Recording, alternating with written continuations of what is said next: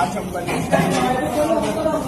White Thai chicken, तो बहुत अच्छा ये अच्छा है, अच्छा खाने में लगता है। चलो हम बनाने के लिए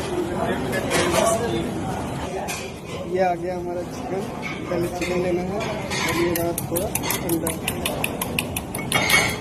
थोड़ा डालना है अभी।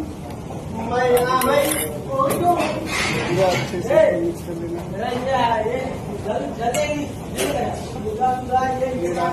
ये आ गया आपका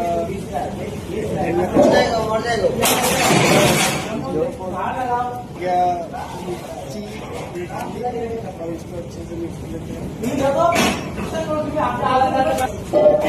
ये आ गया हमारा नमक, ब्लैक पेपर,